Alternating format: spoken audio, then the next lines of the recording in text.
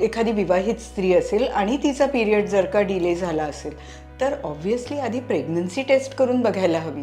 आणि जर का समजा प्रेग्नन्सी रिलेटेड काही गोष्टी त्याच्यामध्ये पॉझिटिव्ह नाही आल्या तर मात्र आपण पाळी येण्याकरता औषध उपाययोजना करू शकतो.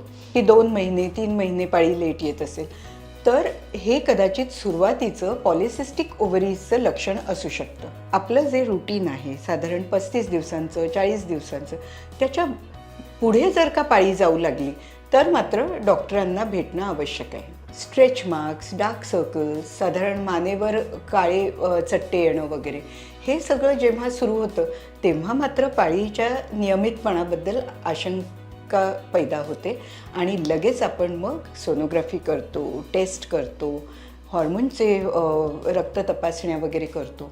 म्हणून अशासाठी डॉक्टरांकडे लवकर जाणं नक्की आवश्यक आहे. मग नमस्कार, मी डॉक्टर अंजली तळवलकर. मी क्रिटिकेअर एशिया कुर्ला या ठिकाणी प्रॅक्टिस करते आहे.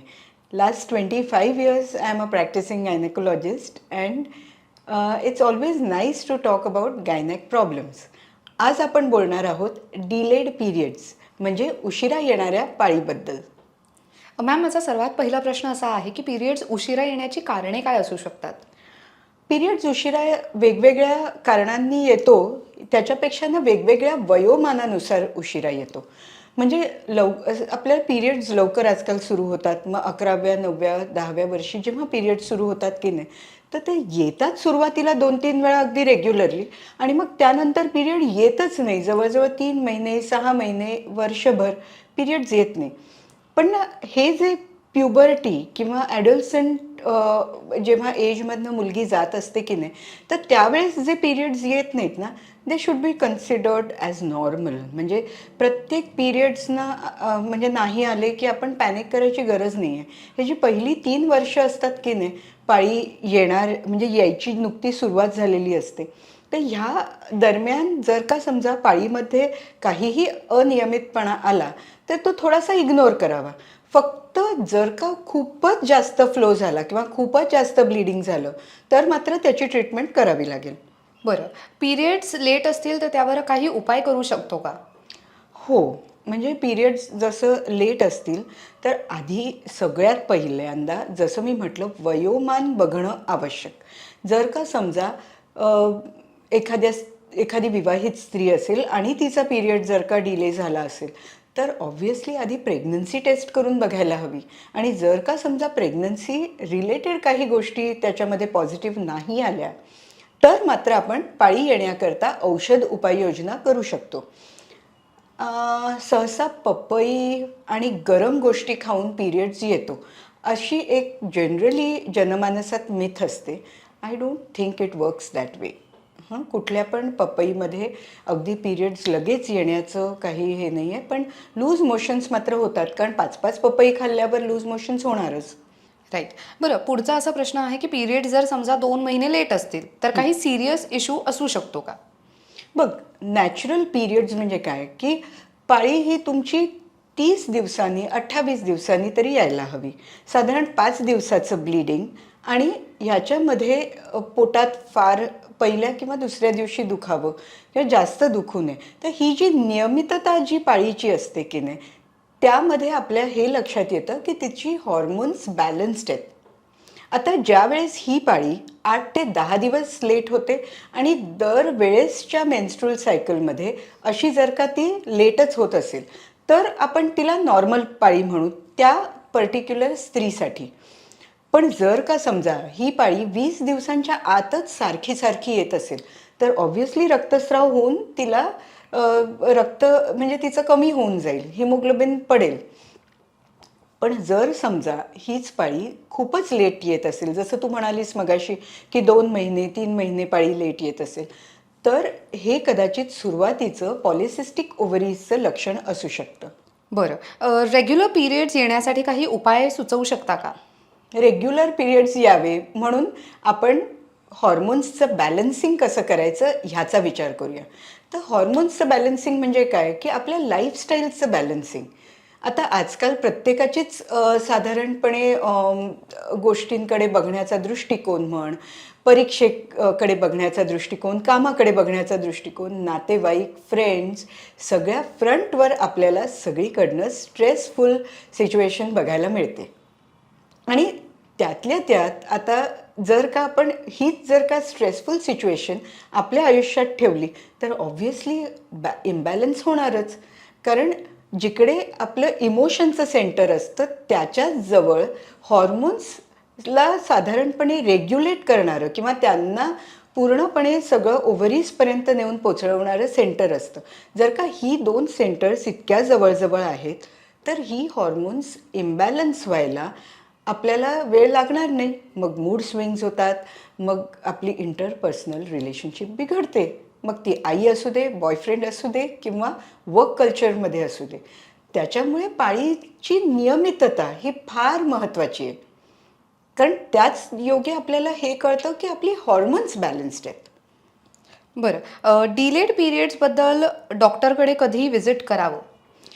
डॉक्टरकडे व्हिजिट करणं आवश्यक आहे की नाही हे मी तुम्हाला आधी सांगते. सगळ्यात महत्त्वाचा डॉक्टर ना तुमच्याजवळ आहे. म्हणजे हे छोटंसं कॅलेंडर. आता ह्या कॅलेंडरवर आपल्या पाळीची तारीख साधारण आपण मार्क करू शकतो. आणि ही किती दिवसांनी पाळी येते हे आपल्याला त्यामुळे कळतं. किती दिवस पाळीचा फ्लो राहतो, किती दिवस जास्त ब्लिडिंग होतं, कधी गाठी गाठी पडतात रक्ताच्या आणि कधी एकदम नुसतं साधंसं थोडंफार स्पॉटिंग होतं. हे सगळं आपण आपल्या कॅलेंडरमध्ये लिहू शकतो. आणि आजकाल तर आपलं स्मार्ट जनरेशन आहे, त्यामुळे आपल्याकडे आहेत स्मार्टफोन्स. तर स्मार्टफोन्समध्ये असलेले वेगवेगळे ॲप्स वापरून आपण पिरियड्सना नक्कीच ट्रॅक वगैरे करू शकतो. सो जर का ही पाळी अशीच लेट होत असेल तर मात्र डॉक्टरांकडे जाणं आवश्यक आहे. आपलं जे रुटीन आहे साधारण 35 दिवसांचं, 40 दिवसांचं, त्याच्या पुढे जर का पाळी जाऊ लागली तर मात्र डॉक्टरांना भेटणं आवश्यक आहे. जर का वजन वाढत असेल, आणखीन काही सिम्पटम्स दिसत असतील, म्हणजे मुलींना तर गोडच दिसायचं असतं, पण मग ते गोड पिंपल्स, थोडे थोडे येणारे हळुवार केस, हे जे चेहऱ्यावर जेव्हा आपला प्रेझेन्स दाखवतात ना तेव्हा मात्र कुणाला नको असतं. डार्क सर्कल्स आले की सगळ्यांना असं वाटतं की नाही नीट झोप होत नसेल तिची वगैरे. पण बऱ्याचदा स्ट्रेच मार्क्स, डार्क सर्कल्स, साधारण मानेवर काळे चट्टे येणं वगैरे, हे सगळं जेव्हा सुरू होतं तेव्हा मात्र पाळीच्या नियमितपणाबद्दल आशंका पैदा होते.